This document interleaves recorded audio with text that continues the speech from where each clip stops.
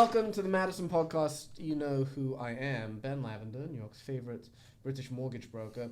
Jonathan, I want you to help me pronounce your last name. I get this all the time. Yeah. It is Guercio. In Guercio. old country, it was Guercio, but now it's Guercio. How do you say it? Guercio? Yeah, that was Italian? the old Italian. Yep. Guercio. Guercio. Guercio. There you So go. we have Jonathan Guercio on the podcast today. Absolute gentleman. We've known each other for quite a while, actually. Very First long time we're meeting. You've been really crushing it, actually. I feel like you kind of took off in the business, and you're doing really well. So please tell the people who you are and what you do. Thank you. Thank you for that intro. This is very, very, very flattering. So, yeah, I am John, the Long Island realtor. That's how you can find me on Instagram. I've been in the business for 5 years now. Kind of kicked off to a slow start working with family and friends. And Just how it should be. Yeah, and that was the need that I saw and filled it. And as time went on, have just slowly grown my business to the point now where I have a business partner. We have a small team, the Nest Egg team. We are at Signature. Great name, by the way. Thank you. Very smart. The amount of time that went into planning that name. Yeah. We thought about it a lot. We went back and forth, but finally settled on this. And, it's really the philosophy of our whole approach to the business because... All right, break that down for us, please. Sure. I work with a lot of first-time home buyers and a lot of sellers too. And the bottom line is most of the people that I'm working with, this is their retirement. Their home is everything that they've poured their money into. I say it all the time. The people that I work with are not putting $3,000 into the stock market every day or every month. Same. They're putting it into their mortgage. Yeah. So that is their biggest, most important asset, and I want to make sure that I am taking the best care of that asset if I'm selling it, and if I'm helping someone buy it, I want to make sure that they are buying the best investment that they possibly can. So it's interesting that you, like the whole philosophy is interesting, and I'll say why. Because I've heard from a lot of people that basically pensions, I mean, it's different for you because you're in teaching, right? But most industries, pensions are non-existent or they're terrible. Right. And then 401ks aren't nearly enough and Social Security is nothing. So everyone's basically saying that the future of retirement in America will be likely reverse mortgages through their homes or some way of tapping into the equity of their homes, which basically sounds like maybe you weren't thinking the same thing, but the path is the same, is to eventually use your home as a retirement tool. Yeah, I mean, because eventually, how many people, we're serving Long Island. Most people, I shouldn't say most, but a lot of people wind up moving out of here at some point. Yeah. And what you can do with your home when you treat your nest egg properly, eventually 30 years down the road, how much it's going to appreciate and grow is going to enable you to do other things financially because of that. So can you talk to us? I'm sure you can't give away all the secrets, but this is very interesting and it's a very unique approach and one that really makes sense.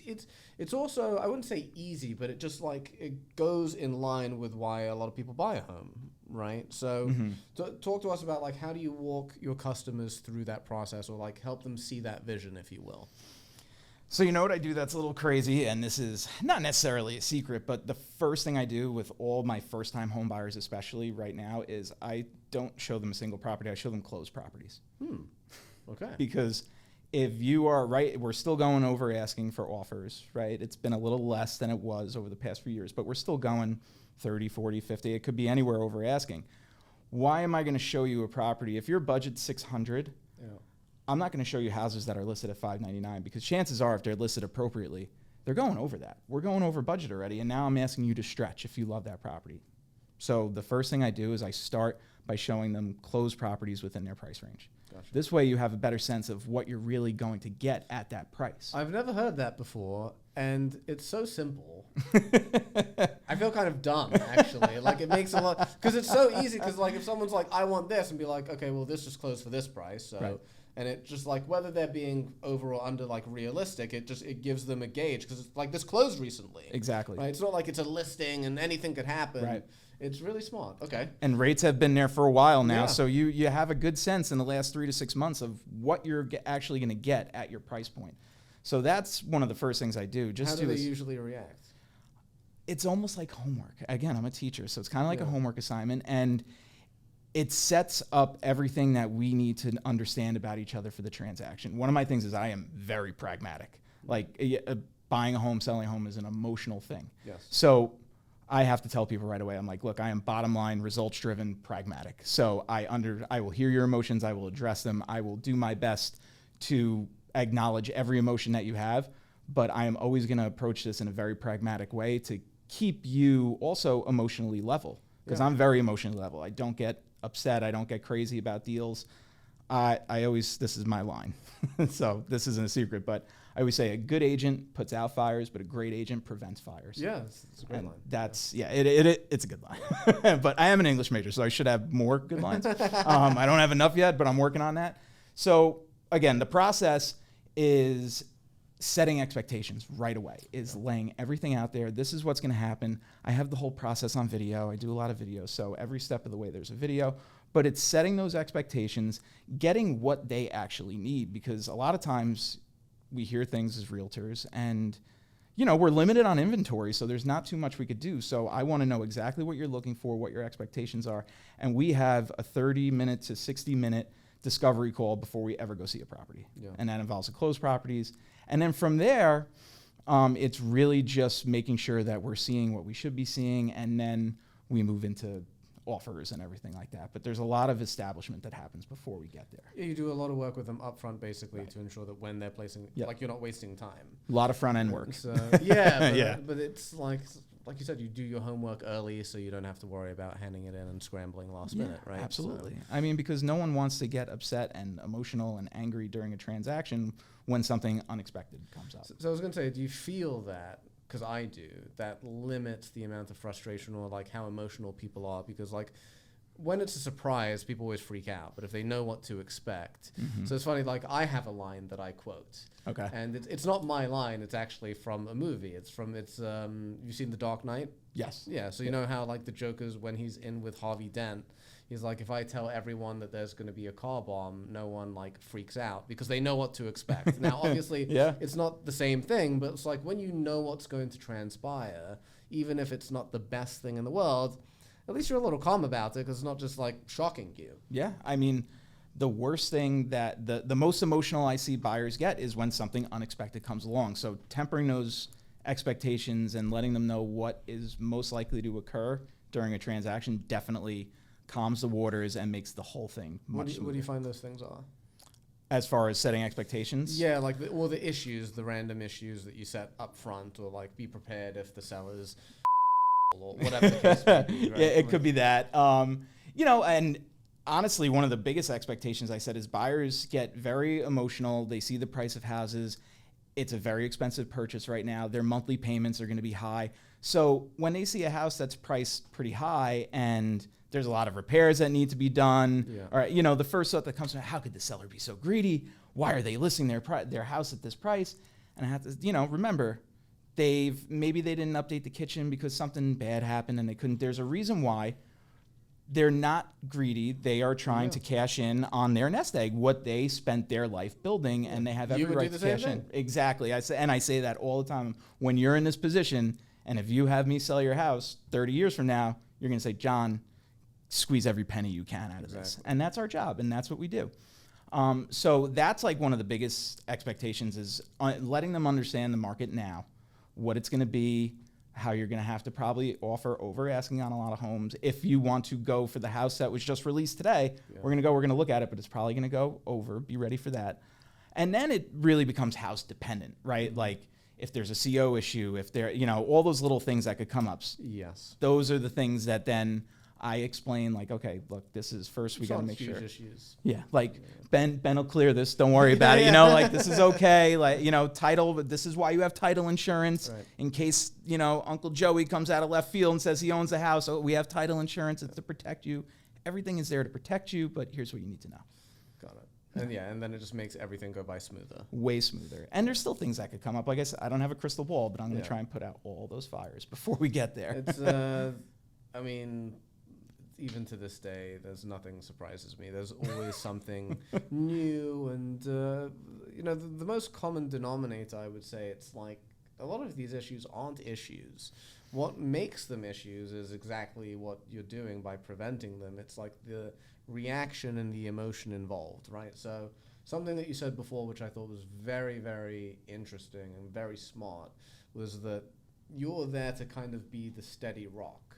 So, and this is something that I've talked about on the podcast many times actually, is that when, like in sales in general, though I don't see you and I as traditional salespeople, right? And at least not in that way, which I think you understand. Yeah.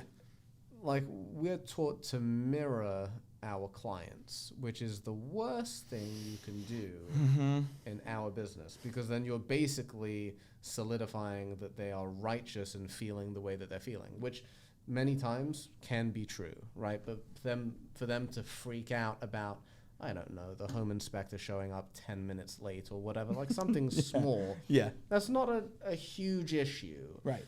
If the roof's 15 years old. The roof's 15 years old. If you start doing that, it's going to be a problem. Yeah, exactly. So you don't want to mirror that. Yeah, the roof's 15 years old. And that's the thing. I see a lot of people like just freak out. They follow it because you know what it is?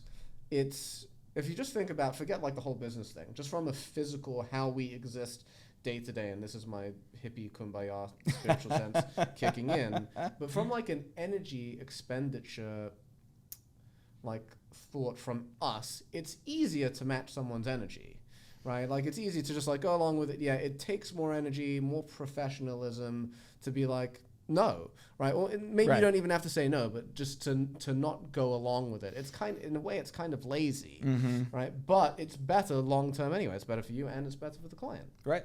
I mean, well, and at the same time, like right now, like you're a very calming presence, you know? So I'm already like, I'm a little more relaxed. I'm sitting here, I'm listening to the accent. I'm like, here's Ben, here we are. I'm nice and calm. But it's so needed in real estate, I think, because it's so emotionally driven all the time. And that's something that the more I feel like you can just curb and, you know, not control. I don't want to say control the emotions, but keep everything on an even keel. It makes the whole situation better. And that's really important because that's how you have a smooth deal and that's how you have happy clients. Because I serve, like the main people I serve are my sphere, like my family, my friends, and I work by referral, like mostly 90% of my business is referral. And that is a big deal for me because I have to know that if someone sends me a referral, especially if I don't know that referral, I need to take excellent care of them because Johnny entrusted John. I don't know why I said Johnny, but let's use a different name. Joey. Joey. Anyway, it's all J's. Yeah, no other names exist. Sorry. But if they entrust me with, if they say, you got to use John, like John's the best, but like, whoa, I need to make sure that they are totally taken care of because if they're not, I'm not doing what I should be doing. And that's not how you survive in this business. No way. Not like long term. I also think that there's a balance. So I don't know if you call it a mistake. It was good and it was also bad. But like I strove for perfection on every single transaction from the very beginning. And don't get me wrong, I still do. But my thoughts of what that is has changed over the past maybe 4 or 5 years. Okay. So like we can only control so much. Right. There are so many people involved. I mean, it's what you got 2 realtors, you got a lender, you got a processor, you've got an LOA, you've got the title company, you've got the lender's attorney, and another 20 people that I haven't even mentioned. So it's even if they're all important, right? And they all are because even though let's say you, me, and the attorney at certain points of the transaction are doing the bulk of the work. Okay. Right. And even if we do the best job in the world, but one of those people doesn't do a good job, it makes us look awful, right? Even though it's got nothing to do with us. Like we are innocent, but the client doesn't care. You know, the seller doesn't care. And to be fair, I don't really blame them. But at the same time, it's like we can only control so much. So like my line is typically like I find that my job is to remove as much of the stress from the transaction as possible. But note what I said, as much as possible. Right. I can't control if your dad selected some random home inspector and or your dad wants to play home inspector and messes everything up. That's not in my control. I can warn you. And it's always really funny too when like buyers ask, like, should I talk to my attorney about this or should I something with their attorney? And I'm always like, if someone ever tells you not to talk to an attorney, it's probably a bad idea. It's bad. Yeah. So even if I truly think that, I can't say that. Yeah. Yeah. I get asked that all the time with contract questions. You know, it's John, what does this mean in the contract? And listen, I am not an attorney. I am not a paralegal. not going to advise you legally. I'll tell you what my understanding of this is. Yeah. And after I tell you my understanding, you need to go ask the attorney, Right. and make sure that my understanding is correct. You don't want to take legal advice from me because that's not our job. Yeah. But they look to you because this is another common thing I say, the realtors are the mothers and the fathers of the transaction, or at least of the clients. Even if they want to talk about the numbers on their loan estimate, they'll likely call you first because they trust you so much. Right. And I think it's a great thing. It's just inefficient. Exactly. Well, because you're the knowledge person at that point. That's why when you sent me Home IQ, I loved it. Because good segue. I'm an English guy. I know how to segue. Argument essays, I got it. You did it. So that's when you sent me Home IQ. I'm like, so a little backstory. My business partner and I, we were talking about developing something similar to this with a little more, being able to put in repairs and things that you've done to the house to get a more even accurate valuation. Oh, interesting. So when I saw Home IQ, I was like, this does what I want. This is exactly what I'm looking for, because from an agent perspective, I'm able to upload my entire database, which I have. I have a database of like 16,000 prospects, but realistically, the people that I'm working with, I have a sphere of about 120 people. And you close clients. And I close clients. Yeah. So I put them right in, upload them with a spreadsheet. It takes 2 seconds. It sends a report to each of them, their email. I let them know, hey, you're getting a report, this thing, Home IQ. I explain everything that it does. And once they log in, they get to see, as long as their loan info is in there, which I could always put in too, they get to see how much equity they have. They get to see what's remaining on their loan. They get to see what their home could rent for currently in the market. They get to see what they could Airbnb their home for, which I think is just a really cool thing to look at. It's like, what could I get a day to rent this house? Right. They could also see what a refinance would look like, what a HELOC would look like, and potentially what they could buy right now with rates to where they are and what equity they have. They could actually see what home they could purchase right now, all through this software. And the best part about it is that they could ask questions. So after every portion of the report that they look at, there is a question. How much, I see it when it gets clicked, how much, what could I get out of my house for a refi right now? And I get to see that question. And then I know, hey, so-and-so is interested. I got to talk to Mike, not a Jay.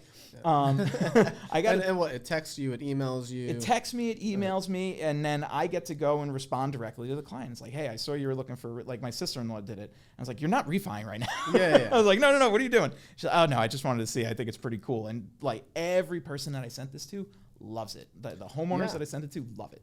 Because I find that, I joke about this all the time actually, that as industry professionals, we struggle with keeping in touch with our clients post-closing, but in relevant ways. Right. So as opposed to, I say this all the time, remind them that daylight savings is coming up, or sending them your favorite oatmeal cookie recipe.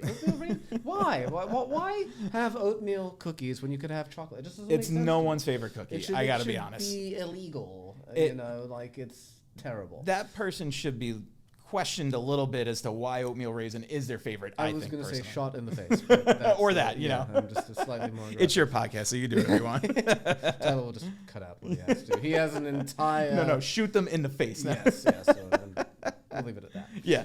But it's a way to stay in touch with them post-closing and actually provide value to them, right? So we get them, obviously, the same ones on the lender side when they inquire about whatever. And it's just oh, you were thinking about refinancing, or did you want to take cash out? What was your plan? And it's not like we're reaching out to them. They're reaching out to us because they're curious. And a lot of the time, they're literally just curious. They're not trying to do anything yet. But even that, because what I just said, right, to the average, you see the value in it. I know that you will, but the average agent won't, or the average lender won't, because they're like, what do I want to talk to my client again for? If it's not a sale, it's crazy. It's a reason to be a decent human being and professional and talk to your clients, and see what they need. But it's also a way for you to talk to them and talk to them about what's relevant between the two of you, which is real estate, and provide value. Right. And even if let's say they don't want to do a transaction with you. You spoke to them again. They heard your voice. And look, you're at the top of their mind for the next week, month, whatever the case may be, because you recently spoke to them about it. So yes, they may not need your help right now, but maybe their friend does, their coworker, whoever. And it's just this whole, it just spreads. Yeah. And I wish more people, what I'm thinking of doing, and I might actually ask for your help, is do like a Home IQ training class or something. Oh, I'd love to. Yeah. Absolutely. I have the materials for it, actually. Oh, you know, I love presenting. So. Yeah, so it's like, it'll be fun. Yeah. Maybe do it for your team, and I'll do it for my people too. It'll be fun because it's such a great, easy tool to use. So simple. And yeah, they love it. And that's the thing, like, even if an agent said, oh, I'm not into the, you know, if, first of all, you said that, I think you're crazy, number one, because, I mean, 80% of this business is referral business, you know, and I have a deficiency in me where even my closest friends, if it's real estate related, I cannot reach out to them unless it's true value.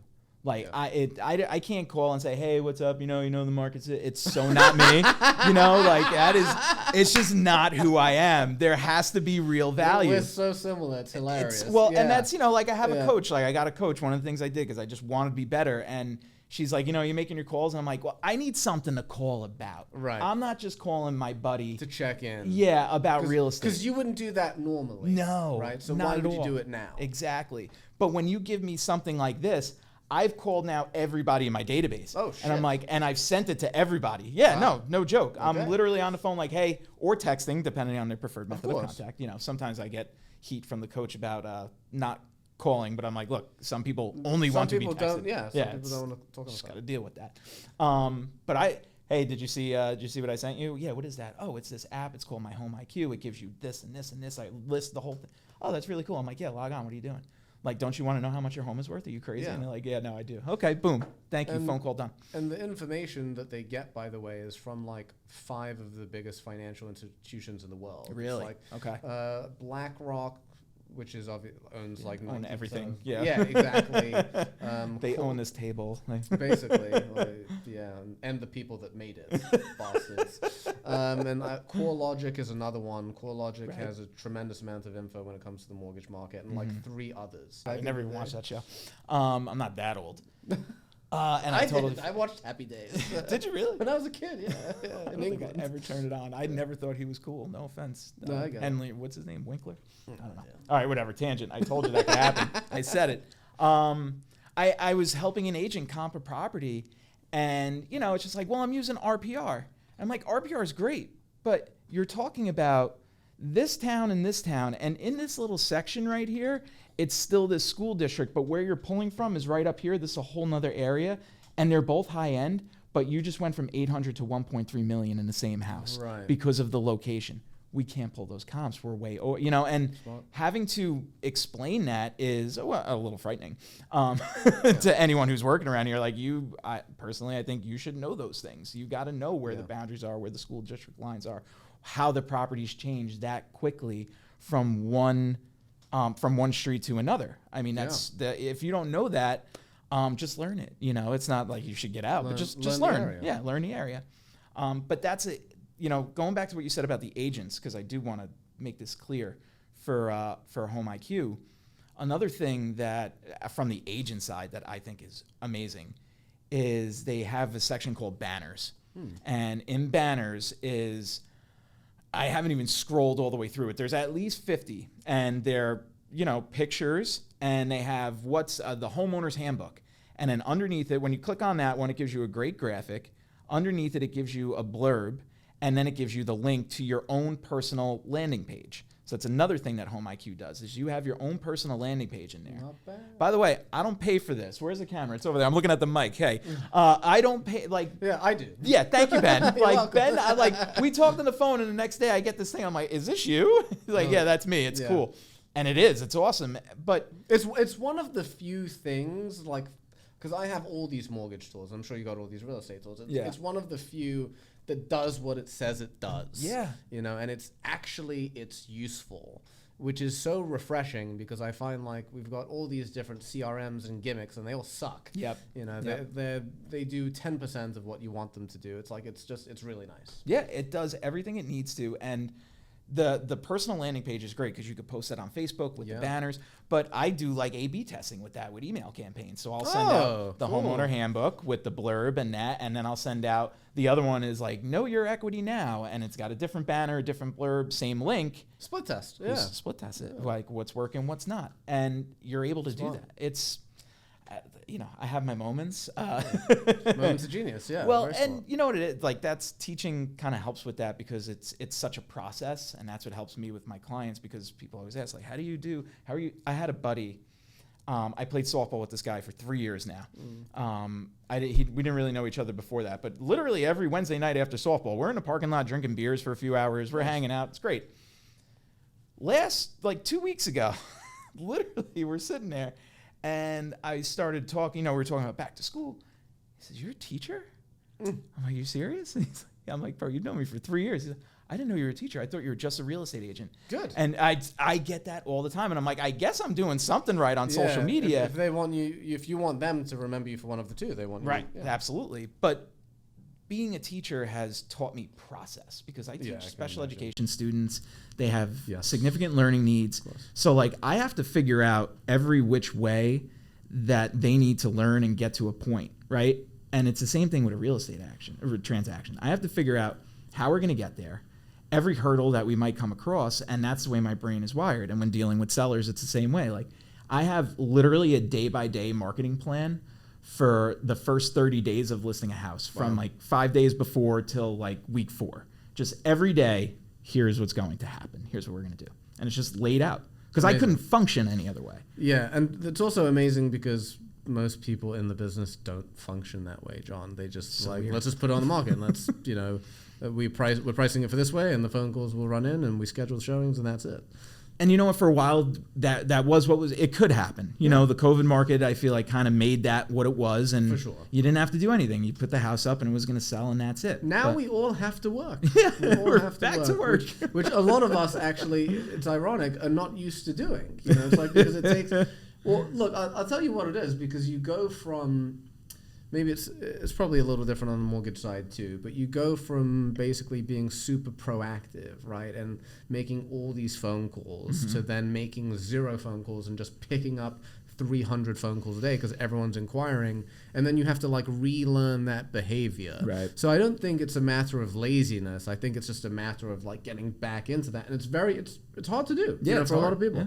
And the sooner most people in the business, both sides, figure that out, the quicker you'll be back to the way it was before. But a lot of people, we were saying beginning of the year, back to basics, but prospecting 101, and that's really what it is. Yeah. That's what everybody was saying, back to basics, and it's like, well, what are basics? And it's doing those things, having your plan in place, and knowing exactly what you're going to do. Because now sellers are looking. Sellers know rates are high. Yeah. They know that there's less people in the market. They're pretty much like most of them are educated in the problems with the market. Home price is another situation. But when they know those things, they want to see a plan. They want to see like, what are you going to do for my property? I talked to a buddy of mine who was one of the biggest real estate agents in Beverly Hills. He own the market there. Nice. Now he's older. He lives in Arizona, but I was going to get a luxury property. So I called him. I'm like, hey, Rick, not a J. Rick, I might be, Rick James. Rick James. Chappelle's show needs to come back. I'm just going to say that.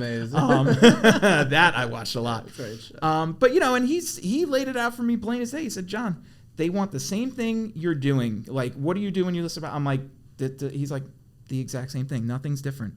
He's like, they own a $1.5 million home, so they might know more about money. Like they might have more money, they might understand money better, they might understand marketing and investing better. Ultimately, if you have a great plan, which you do, you're fine. And I was like, okay, that was all I needed. I just needed the little pat on the back. Go for it, Johnny. Yeah, and you did. And I did. It didn't come to fruition, but when they do sell, I know they're coming to me. Exactly. So and that's what you got to keep doing. You just got to keep throwing it out there. I feel, and it's like we can't say no to opportunities. John, what I did want you to touch on, because I told you it goes by quick. We're already at half an hour. That's me. Sorry. Again, it's great. Just talk quickly about your team setup, how you run that whole show, and whether it's mentoring or marketing, whatever. Let's hear it. So bottom line was, at some point I realized if I was going to scale in my business, I needed someone to be there who can operate on day-to-day things that I can't do because I'm teaching. So this young man, Elijah Rivas, my business partner, came to an open house, and we like clicked. I'm like, this kid's a worker. Like, he knows what he's doing. He's young, brand new to the business, but he's writing things down. He's taking notes. I'm like, yeah, let's work together. And we just set it up as a straight up partnership. Gotcha. So I don't care what I bring in, what he brings in. We're just partners. And that keeps everything clean in my eyes, because if you talk to some realtors, they're like, well, you should write everything down and how this is going to happen. And I could see the benefit of that. But at the same time, I'm like, dude, you're learning. I'm like helping him grow in the business and teaching him how to be presenting to people.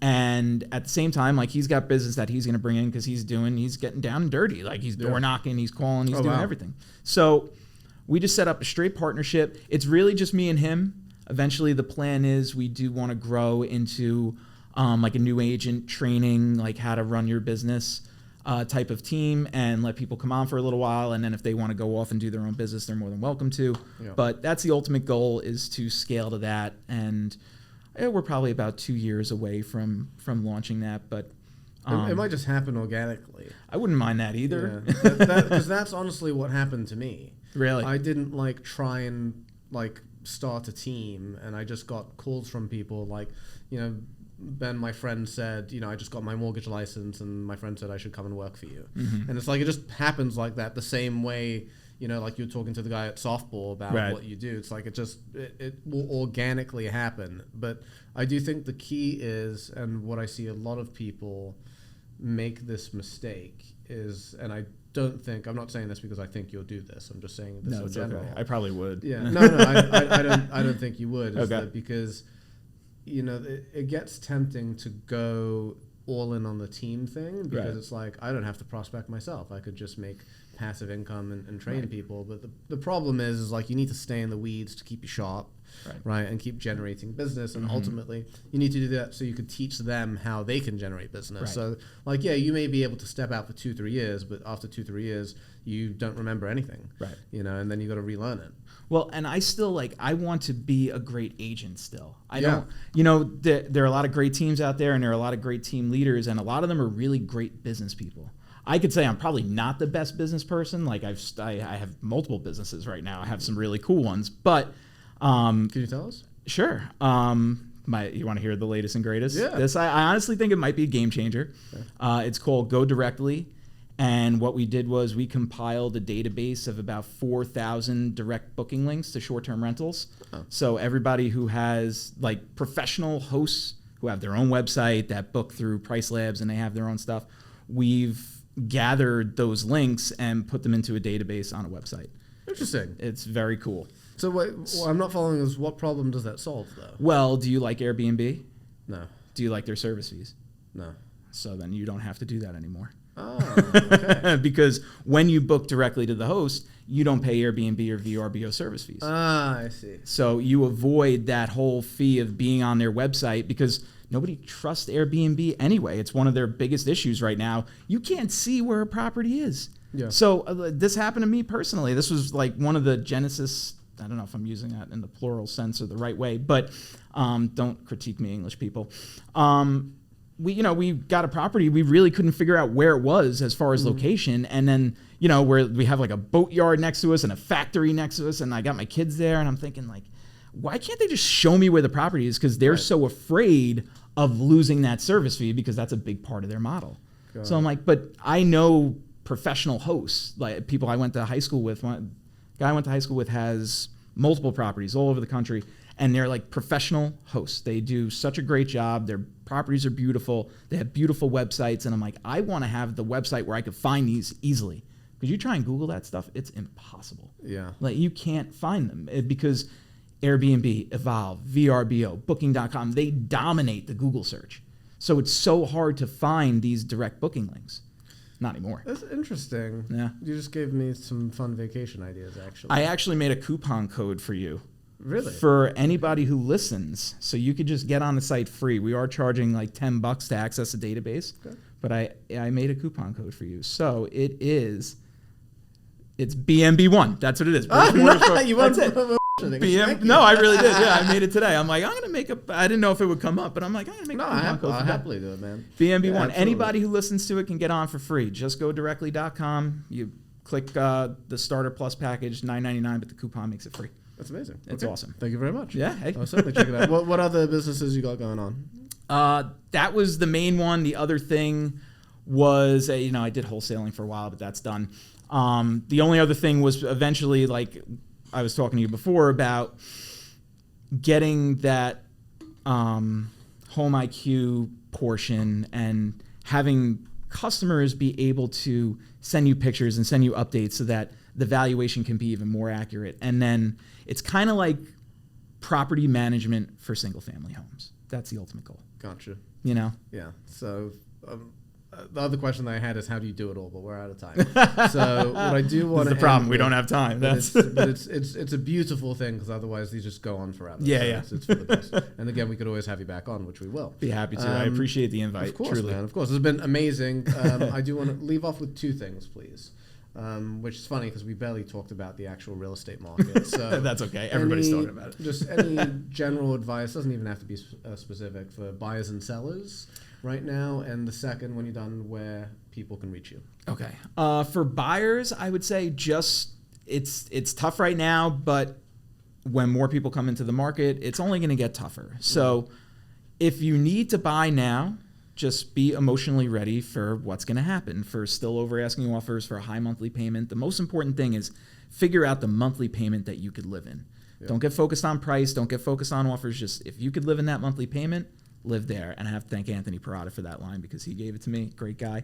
But I agree with that. Yeah, live in the monthly. Because it's worrying about the rate isn't going to, it's just a number. Right. Like, dude, I had this client years ago who wanted to pay $40,000 in discount points to get her rate to be a specific number. Okay. And I'm just like, why? And it's just like, because like when I have, she didn't say it like this, but this is basically what she said. She's like, when I have dinner parties, I want to be able to tell my friends that I got that rate. Wow.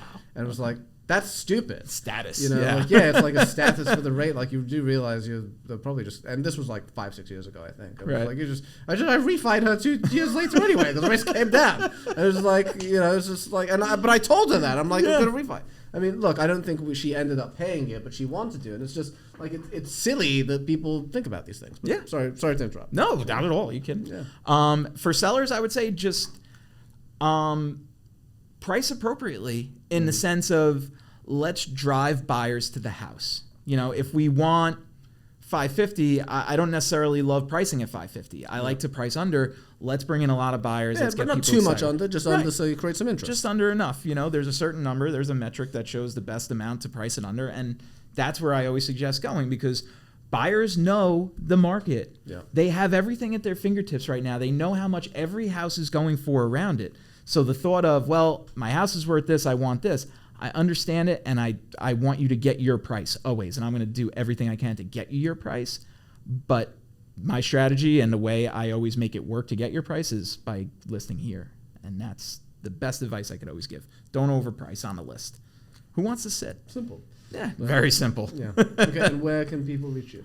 John, the LI Realtor on Instagram. That's where I'm most active. Very active. Yeah, very active with terrible audio, but it's still. No, not at all. No, well, it's getting better, but I make them quick at school. It's like it's all about just handing out information. If you want local information, I do a lot just honestly of reading Newsday and providing the information from Newsday articles, and it's so simple. But the post, what post I get the most love on every week.